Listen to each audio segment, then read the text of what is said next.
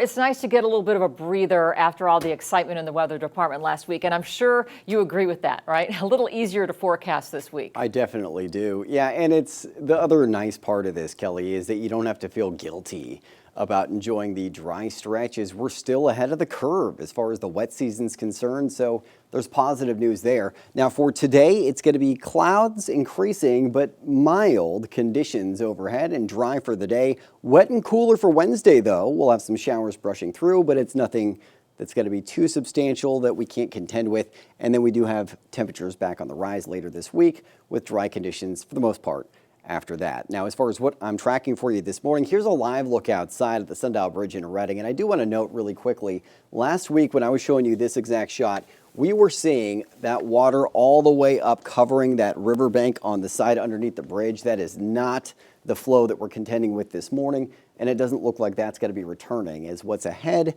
is not that substantial. So again, a pretty nice morning to get out for that stroll no matter where you are. Temperatures are a bit brisk, but upper 30s to lower 40s, very manageable with a warm extra layer. 39 degrees for Reading and Chico right now, lower 40s for the rest of the valley, 30s to low 40s in the foothills. We're in the teens to 20s in the Sierra and Southern Cascades, and we're in the 20s to 30s in the northern mountains right now. So all around, it's a pretty mildly cool morning.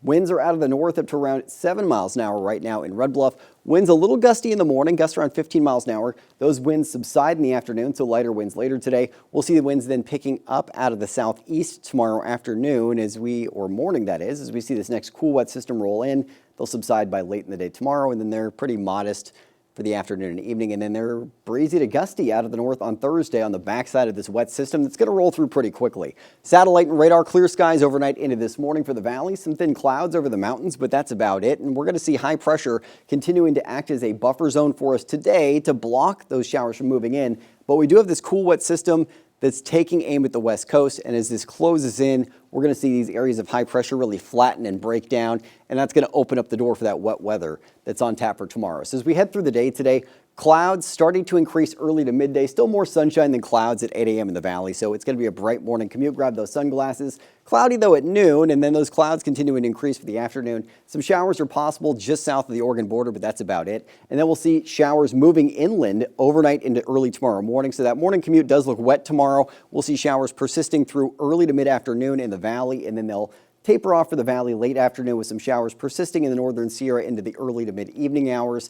And then we're pretty much done with the system. So again, it's going to roll through really quickly. We're seeing sunshine for Thursday, some clouds overhead, but dry Friday. Clouds fluctuating through the weekend, but dry, and then we'll see a chance for showers returning. It looks like maybe Monday evening.